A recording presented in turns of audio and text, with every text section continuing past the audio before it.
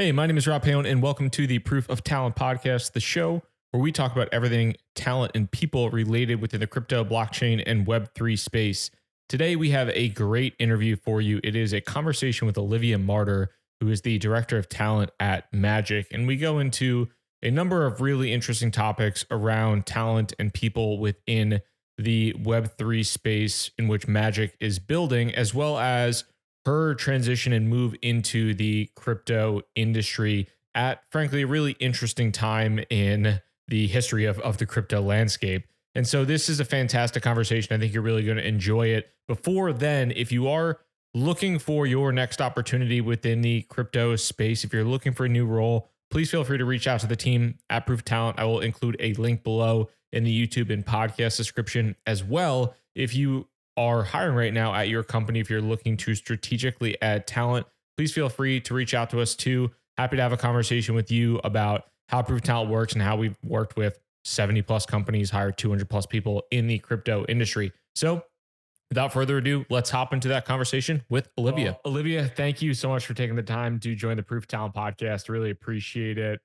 You have, I think, a really interesting background that'll be, fun to just chat through some of your experiences. But just looking at it, would love to learn how you ended up working full time in the Web3 and crypto space, how you really ended up at Magic in the first place. Yeah, definitely. Hi, Rob. Hi, Remy. Thanks for having me. Uh, I always say I fell into recruiting. It definitely wasn't a career path that I was exposed to in school or in college, but it's one that highly resonates with my skill sets. And I often say, yeah, this is pretty much what I was born on this planet to do. I'm a natural connector. I was raised in restaurants, so really love being around super dynamic people and kind of being a conduit for others. So communication has always been one of my strong suits. I thought I wanted to follow my father's footsteps and work in restaurants, but then kind of thought long term. And my ex's mother actually had a headhunting firm, and so I was exposed to recruiting. And I actually started recruiting in February of 2020. So it was kind of a happy accident that I fell into tech recruiting, as that was the only industry that was scaling. But I really resonated with tech talent. And I found specifically B2B, but really kind of across the gamut, tech talent to be really interested in innovation. And that was, concentric circle, an overlap with one of my interests.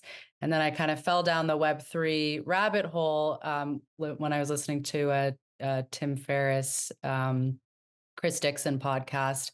And I highly recommend it if you haven't listened to it. For me, it's always been, I'm super curious and it's always been about learning and growing. And he made the analogy of the smart chip in the iPhone and how we didn't really know what the technology would yield, but you get enough smart people in the room and, the entrepreneurs figure it out. And, it's like the geolocation, right? It's like, who would have known that Uber would have bought this technology and it would, yield such great results in this billion-dollar company. And so I worked at an agency before. It was kind of a boutique consulting firm and just found Web3 talent specifically to be super energized and engaging. And again, really interested in innovation. And Magic was actually one of my clients. One of the first hires was a security engineering manager, which is ironic because we actually have that role open right now. And just, yeah, really fell in love with the team. And I wasn't really considering moving in house, and I would not have considered moving in house for any opportunity. But the allure of working alongside the caliber of talent that we were recruiting was really hard to look away from. And I really was excited about the potential to work for a trailblazing company that was solving a real problem. And I don't know if you know about Magic, but we are really solving a critical issue in Web3, which is onboarding. And so it's been a really wild ride and super fun, and I'm extremely gratified to be here. 100%. I think a lot of us fall into recruitment without actually planning it, but Yeah. the people that are natural like super connectors really find a nice home within the space, especially in Web3 with it being so new, so innovative. a lot of smart people coming from different backgrounds to build the future of tech. So that's really an awesome career journey. I'd love to dive into like what you mentioned for as being a conduit for others and how that aspect and skill that you have has supported the growth of Magic. Yeah, definitely. Well, yeah, I mean, if you look at the word conduit, right, it's being the connective tissue between two parties. And I think it's really important as recruiters to really understand the needs of both sides and connect them, right? So like I mentioned before, I'm just super, curious naturally. And so as it relates to, kicking off the process with hiring managers, I think it's really important to kind of take the Socratic method, right? And just ask as many questions as possible. Because oftentimes you can kind of identify blind spots that maybe a hiring manager hasn't yet considered. So maybe what are some of the qualities that have yielded great success on the team from the candidates that we've recruited thus far, or maybe where are we falling short, right? And kind of using this framework to help hiring managers actualize like where the gap is and what the real need is for our future recruits, right? And it's an agile process, right? It's like we're not doing the waterfall method where we just like we're super set in stone and rigid. Like we're constantly iterating and communicating. Mm. Something like, for instance, that we've really honed in on at Magic is we really want to recruit customer obsessed talent, right? We want to recruit folks who are really focused on that end product and usability, because at its core, that's what developers and end users love about our product. Another key thing, just to reference Web3 specifically, is like you take the rule book and you throw it out the window, right? Nobody that's super rigid. That's something that we've also, again, being that conduit, helping articulate that to the team is like, when you bring someone in who maybe is super senior and has applied a playbook multiple times with great success at other companies, Web3 is a super dynamic environment. It's very different, right? You have to be agile and you have to be able to think on your toes. And I think for the right candidate, that's actually highly enticing, right? Um, so yeah, I think it's great to be curious as a recruiter, because you will inevitably help unearth some insights that maybe weren't top of mind for hiring managers at the onset. You mentioned one, I think, difference from Web3 to maybe like the traditional world, but I'm curious with your background. Like you mentioned, you worked in an agency for a few years and sure with a pretty broad portfolio of high tech companies. What, if anything, do you kind of notice is like some key differences between recruiting for the traditional tech world and recruiting within the Web3 space in particular now? Yeah, I mean, I would hope that most companies would take this approach and be dynamic and constantly learn. But something that I love about this leadership team, and I always say it, and I'm super authentic when I say it, is that we love to be humbled and we love to learn. And I think it really serves to benefit us in the end. Like we don't think that we know best. And so, yeah, I think being super smart and intentional um, is something that is key to your success in Web3, because the regulatory environment is constantly shifting, or the market is shifting, and I think having a passion for what we're building rings true as well, right? I think a lot of people, they see it as like a fad, or they compare it to AI, for instance, right? It's super important that not only for us, but also for the candidate and their success. And I think that passion and success are, they have a close relationship. Like if you believe in what we're building, then you're going to enjoy the work that you do here much more. You're going to be that much more engaged, right? Um, so I would say, yeah, that's a key distinction for sure. And then I would say having a real impact, because like I mentioned before, we are really pioneers in this space. And so maybe what differentiates us from a typical B2B SaaS company, which not to say that these companies aren't disruptors in their space, is that you can really see the real fruits of your labor, right? Not only within the company, but also in the macro market, because what we're solving is real, right? We're actually onboarding that native Web2 user without education into Web3. And so I remember our director of product, he used this really funny meme from, I think it was Gatsby or something, with like Leo DiCaprio doing the cheers. And he's like, "You're welcome, Web3." But it's like, we are really opening up access to Web3. And so if you're mission driven, yeah, that's something else that's really key. I love the point on basically being open minded. I think a lot of the teams we see that struggle with hiring specifically are the ones that are stuck in their ways, right? Not open Yeah. to receiving any feedback or actually like talent strategy or support. And that starts with the leadership team, 100%. And I'd love Mhm. to, I guess, pivot into that area as well. I feel like you guys have a phenomenal leadership team, and that's one of the top Thanks. reasons, why you guys are as successful as you are. Let's dive into like the assembly of that team and just the process of Yeah. bringing those people together. Yeah, super fun. I'd say definitely one of my proudest accomplishments. It's something that, of course, I did collaboratively with the leadership team. But yeah, like I mentioned before, right? As recruiters, we are conduits and we provide that framework. And at startups, especially at Web3 startups, sometimes it becomes difficult to think maybe 1 year out, right? But that framework or exercise of kind of mapping out like where do we want to go is super important when you're assembling an executive team, because then you can identify your own gaps. And something that I think is really true of an effective leader is not only understanding your strengths, but also understanding like where would somebody else be better suited to lead here, right?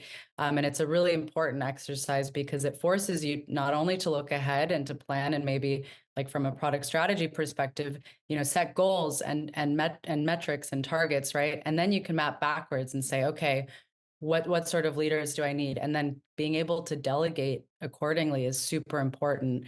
Um, so yeah, I think it's a really important exercise to run with leaders when you're assembling an executive team, is kind of thinking 1 year ahead, 3 years ahead, 5 years ahead, and then mapping backwards, so that you can really actually discern experience and skill sets, and then it can be like a 2 + 2 = 5, or 1,000 or a million situation where it's like the sum is equal or is greater than its parts type of situation.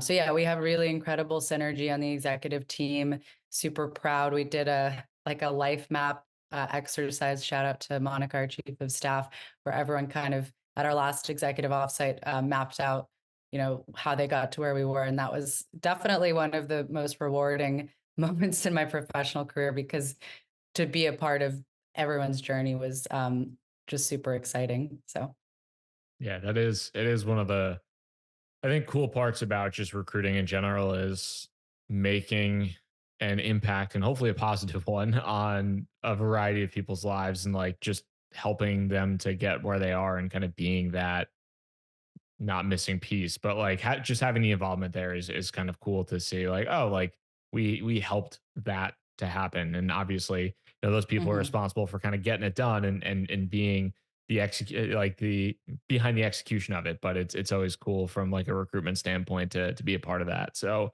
um one of the things too that you had alluded to earlier, and this I think is probably true at the executive level, but also down to maybe like the most junior employee on the team, is around the, I think, like passion and just like commitment to the vision, around what your team is building. I'm curious as to maybe how you communicate that or screen for that during an interview process to find out who those people are that do fit the bill and do kind of fit the culture of Magic. Yeah, definitely. I mean, I tend to be a direct communicator. I don't know if you've gathered that already, but I'm not a huge fan of like behavioral questions. So, like, tell me about a time when.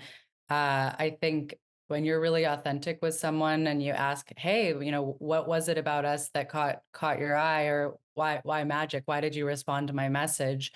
You can typically tell when someone is genuinely excited. And there are many, many entry points into Web3 and what we're building. So I don't have like a scripted response that I'm looking for either.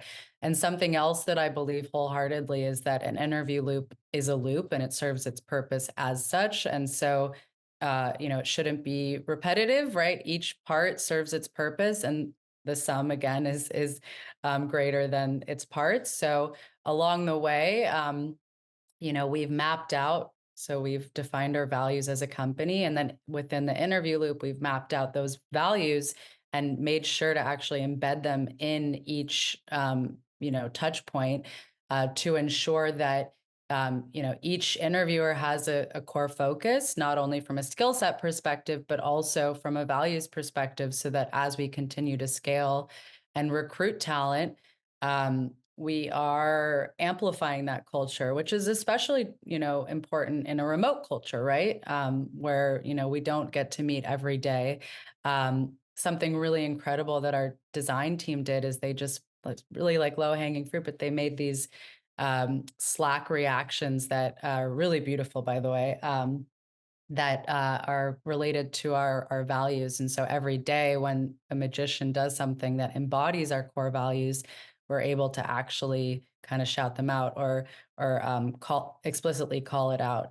But yeah, just to go back to what you're referencing, yeah, I think you can tell when someone's being authentic and really also being intentional when you're designing the interview loop is super important as well. I like the magicians. I think other teams should Yeah. take some notes on that for sure. Yeah. I know. And Sometimes I'm like, am I doing? But I'm proud to be a magician. So yeah. as you should be. And I think Yeah. to your point as well, like if you're like that question you have for other candidates, why were you interested in magic? I think one of the like qualities we've all built in Web3 is being able to like sniff out if someone's real or fake in the space, Yeah. 100%. And you know, like that genuineness of people that are, doing the research at the end of the day. Like if you Yeah. are jumping on a call with someone, I think most of the time in this ecosystem, the ones that are passionate will go on Google, go on YouTube, Twitter, find out what the latest trends or updates that this team is up to. And I think that's a huge quality. And those are the type of people you should 100% be hiring for your team. Yeah.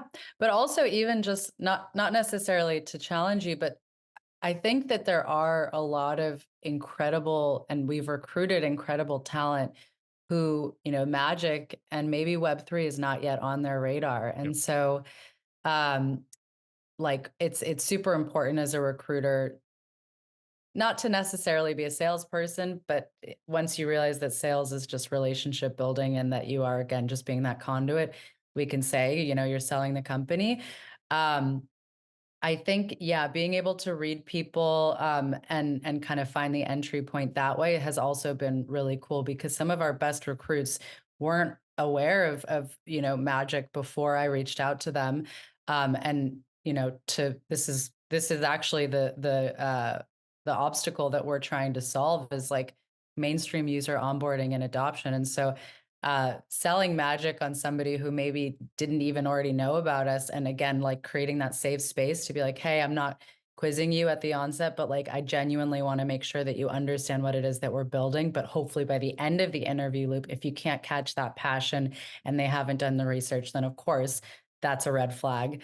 Um, but yeah, also just saying like it's been cool to also recruit people over to our side of things and to kind of show the value and upside of what we're building. This probably, I'm sure the pitch every single time depends upon who the person is, what the role is, and a variety of factors.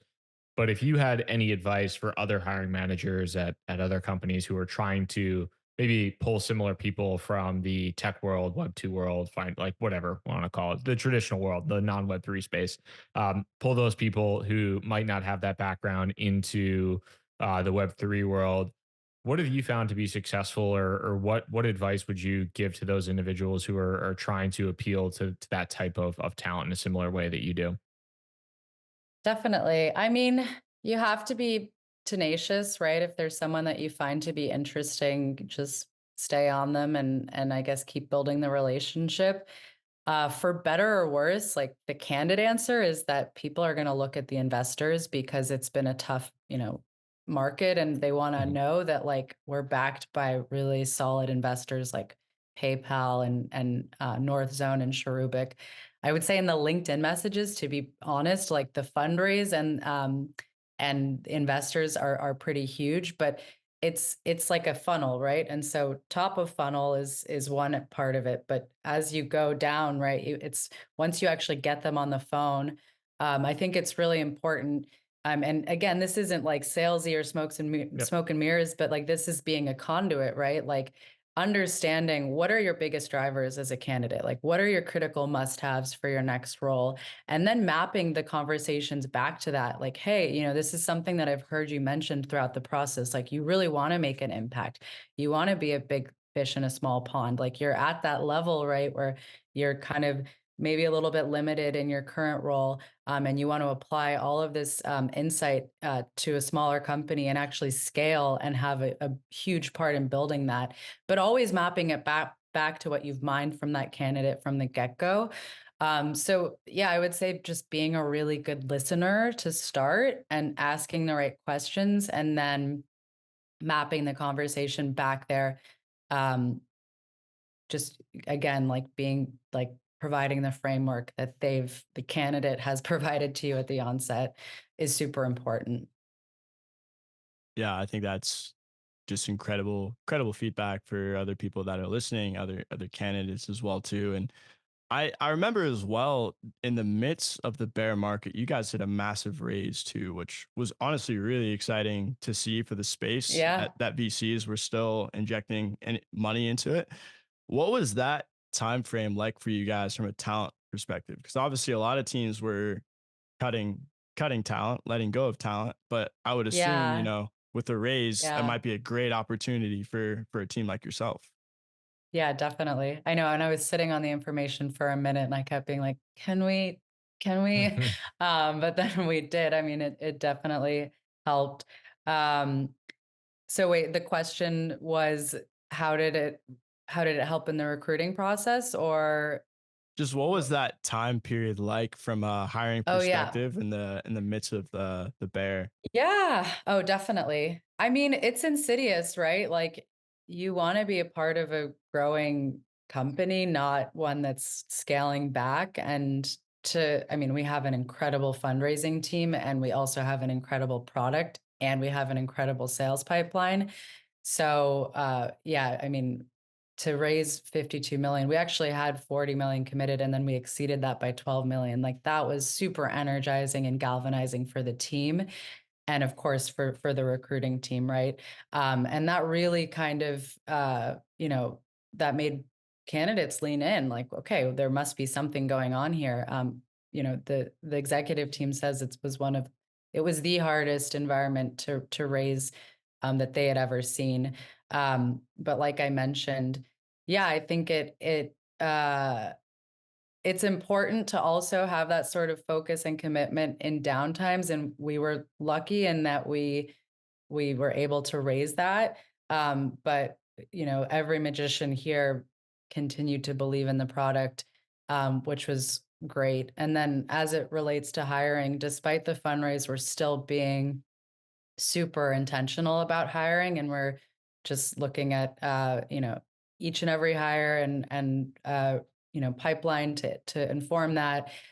So yeah, I mean, shout out to our head of finance, he's really incredible and he's seen all sides of things.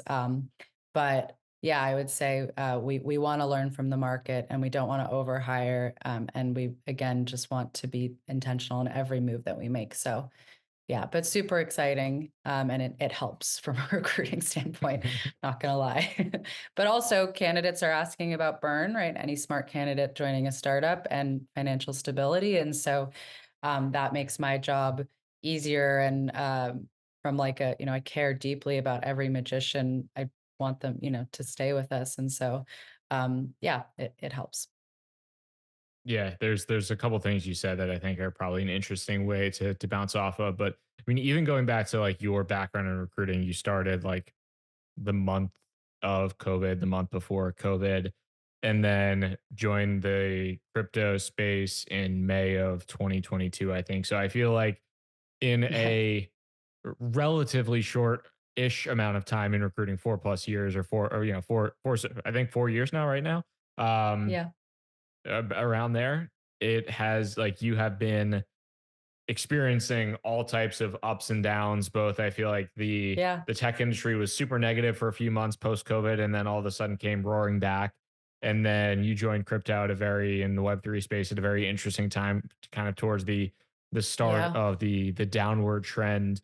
Um, but you had mentioned too the obviously I feel like how the market in general in this space can kind of humble Hmm. you and Yeah. being really intentional about everything you do. Um Curious on your team's end, because I think that's something where maybe it's just learning from people who've made mistakes previous, but I think that is one thing, especially in this industry where executive teams or just companies in general can get really hyped up and really excited about things and have some early success and then outgrow that success or plan way too far ahead of time for that success and things change very Yeah. quickly. I'm curious as to how yourself, your team, like can kind of like have that level of humility through the growth and think with that level of intention. Yeah, definitely. I mean, to reference when I got my start in recruiting, I think it was the biggest blessing to just, go home and have to learn it myself, right? I really just jumped into the deep end. Um, that taught me confidence in self, right? And I think it's also okay to make mistakes along the way and to create an environment of psychological safety where people feel comfortable and confident coming in with bold ideas. But yeah, I mean, when I learned recruiting, I really had to lean into myself, into my voice. And then I realized, oh, it's actually a lot simpler than people make it out to be. You're just talking to a human being or maybe two human beings, and you have to be really good at communicating and you have to understand like where and when to bring things up, right? Um, and then, yeah, as it relates to, the macro market, and joining Magic in May of 2022. Yeah, super interesting. It's like I joined and the market was hot, and then Coinbase, I think, And it announced wasn't. the layoffs, and then it wasn't. Yeah, but it's like these are the environments, and I know this is a cliche where people really test, right? And the executive team is, they started Fortmatic, which was the original wallet as a service tool that they built 8 years ago, and so they've been through so much, and so that's where the vision becomes really important, right? And the commitment to the vision, and I think yeah, we've learned to exercise that sort of communication around authenticity and what it takes, and again to really it pushes the leadership team to be that much more honed in and focused on like what is our mission, right? um but yeah, I mean, I feel like the team is more energized than they've ever been. We've got, you know, like PDE, so product design and engineering, like super in lockstep, right?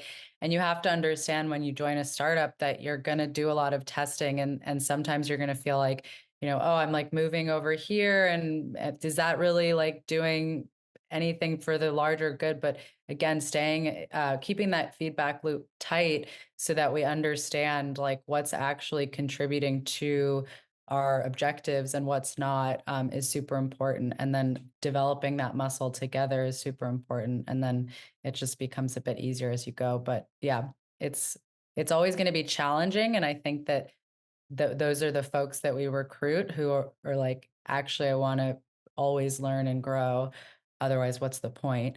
And I would say that's a common thread with every recruit that we've made, is just forever learners. Self-starter as well, right? I'm sure that's one of the biggest qualities in this industry because no one has it Yeah, figured out. Um, exactly. Which is and exciting to some people and maybe scary to others, right? Terrifying to others. Yeah, it's yeah, like, oh, I don't know the answer. There are those that are like, well, let me go figure it out. And that's super important.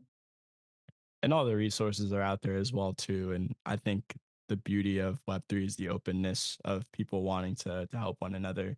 And I think at the organizational level, it starts with the culture, right? And I'd love to dive into your guys' culture as well. I had the honor of going to one of your guys' lunches during Oh, Permissionless, nice. meeting Patrick and Adam on the BD team. Big fans of them and what they're doing in the space. Same. I mean, it all starts with the people, right? And that's how you breed Yes. great organizations. So, Yeah. how did you guys go about building such a connected culture and company, right? Because it's like we said before, it starts with the top and trickles its way down. Yeah. And I've seen it, in person. So Definitely. I mean, yeah, you have to have executive buy-in. Uh, Spence, our COO, he always says, like, if you're getting on a bus and you don't know where you're going, but you like who you're sitting next to, you're that much more likely to stay on that bus. And I think that's super important. So, yeah, before I joined, when I was interviewing or recruited myself, I really kind of focused on like, how important is recruiting to you? Like, is this something that is a fluff role for you, or are you critically invested in the quality of the talent that we bring in? And I believed it when leadership told me, and I still believe that to be true. And we're continuously iterating on that. And we're refining it as we go. Steve, our VP of design, he's amazing. He led a values workshop, and we collaboratively defined our values at our offsite in September of 2023. So it was not a top-down approach. It was I don't want to say bottom up, but maybe like a flat approach where everyone weighed in and we collectively defined our identity. Um, I think ultimately, you learn as you go when you're working at a startup. And again, you're constantly iterating. So to start, the team is smaller and you kind of have to break from the muscle of really only collaborating with those people, but then kind of bringing other people into the journey as you go. But again, kind of making sure that you say out loud, okay, what is it that is is the common thread between these recruits, and then continuously kind of honing in on that and articulating it, and then again, mapping it out to the larger values. And there's just been inputs from everyone, like our people ops lead Sarah. She was like, what if we make a shout outs channel where people just say like, hey, like this person just helped me with this and this was super amazing. And it's actually one of the most active Slack channels that we use today. So I would say a super supportive group of people. And something else that I'm really proud of is that every new recruit that I speak to, they always say, everyone is so nice here, which that goes a long way. So I'm really proud that when there's someone new in the room, people actually go out of their way to help, which is, I guess, yeah, also something that I guess we've managed to discern via the interview loop and process and values that I've laid out before. That's awesome. It's definitely a good part of the culture to have is just nice people because there are a lot of places where that Yeah. is not the case. So Yeah. You want to work with people that you want to work with, right? yeah, It's that simple. it's a big part of your life. You should like working with the people that you work with for sure. Absolutely. Yeah. And can I learn from this person is one of the questions that we actually have in Greenhouse, as one of like the interviewer has to answer this question. There are other ones that we use, but can I learn from this person is one that everyone has to answer. So yeah. It's definitely an interesting one. As we come to the end of this conversation, wanted to see if there's anything maybe we didn't touch on, or if there's anything going on with Magic that we should be aware of as something to finish off with here. I mean, I feel really excited about this next year. I think, any B2B SaaS org will say, right, like as that first year is a lot of testing, right, where you're kind of, balancing client requests with product vision and strategy. But yeah, I would just say like keep your eyes peeled and stay tuned because there's a lot of momentum in market. And we're talking to so many brands with brand assets that want to continue to drive loyalty and engagement via those assets in Web3. And yeah, it's like it's a really incredible tool, and it's only getting prettier. Our design team is coming out and product marketing, like they're coming out with really incredible resources, and so we want to be thought partners for our clients. And so beyond just like utilizing the product, we want to really demystify Web3. So, yeah, I'm really excited about 2024, and excited to see who we recruit, but also holistically, just the quality of the product and the materials that we put out there, just to educate and inform people who don't yet understand Web3. Um, yeah, I think that was definitely a huge thing I was excited about with Magic was just the Web2 brands that you guys have onboarded. I think that's been a huge struggle. We've obviously yeah, Polygon did a great job of that last year, but just the amount of the ones that you guys are working with is super impressive. And yeah, just want to give you a huge shout out as well. I think for people that are listening, like obviously Olivia didn't have like a extensive background in crypto or Web3, but you have the qualities that this space breeds, right? Which is passion, consistency, and just drive to be successful. So, thanks, Remy. yeah, appreciate you Yeah. coming on the pod. Yeah, Yeah, definitely. I appreciate would it. say don't be intimidated. Just, ask questions, and as you look at Web3, it's actually a lot simpler than it seems. And so, yeah, thank you. Yeah, thanks, Yeah, and Rob. Thanks, Remy. I'm excited to see where Magic goes, and I'm sure it's going to be pretty awesome for you with all the hard work you put in the past few years growing the team, and now seeing that come to fruition in 2024 and like the first kind of product led startup that you've been with too. So that's awesome. So excited for you, Yeah. and thanks again for coming on the podcast. Thanks for having me.